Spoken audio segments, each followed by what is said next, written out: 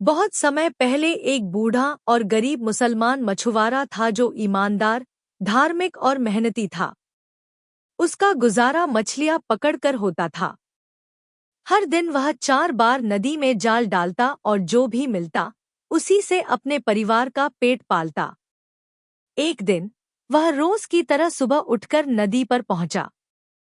उसने पहली बार जाल फेंका तो उसमें एक मरा हुआ गधा फंसा मिला। जाल भी फट गया। दूसरी बार जाल में केवल कीचड़ और मिट्टी आई। तीसरी बार कंकड़ पत्थर और फलों की गुठलियां। अब वह थक और हार कर रोने लगा। फिर उसने ऊपर वाले से प्रार्थना की कि चौथी बार कुछ अच्छा मिल जाए। जब उसने आखिरी बार जाल फेंका तो उसे कुछ भारी महसूस हुआ। वह खुश हुआ कि शायद मछलियां फंसी हैं, लेकिन बाहर निकालने पर देखा कि एक भारी पीतल की गागर मिली है। गागर बंद थी और उसके मुंह पर शीशे का ढक्कन और एक मुहर लगी थी। मछुआरे ने सोचा कि चाहे यह खाली ही क्यों न हो, पीतल बेचकर कुछ पैसे मिल जाएंगे।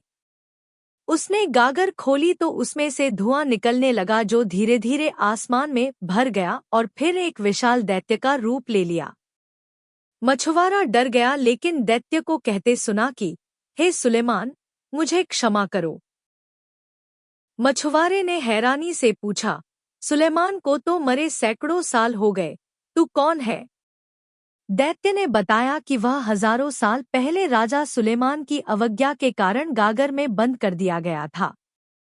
उसने बताया कि शुरू में उसने प्रतिज्ञा की थी कि जो उसे आजाद करेगा उसे धन देगा, लेकिन सैकड़ों वर्षों तक कोई उसे न निकाल सका, तो अंत में उसने क्रोध में शपथ ली कि अब जो उसे निकालेगा उसे वह मार डालेगा। अब दैत्य ने मछुआरे से कहा कि वह मरे बिना नहीं बचेगा, लेकिन उसे तरीका चुनने की छूट दी जाएगी। मछुआरा डर गया लेकिन वह बहुत चालाक भी था।